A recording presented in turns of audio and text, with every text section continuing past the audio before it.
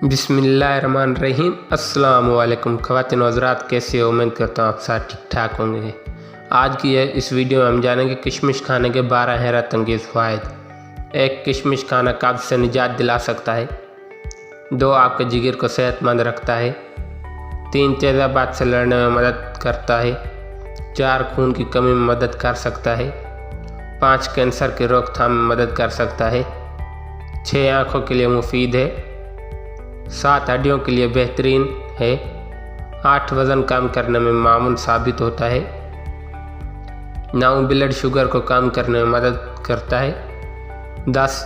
जल्द को जवान रखने में मदद करता है। 11. क़ुव्वत मुदाफ़त को बेहतरीन करने में मदद करता है।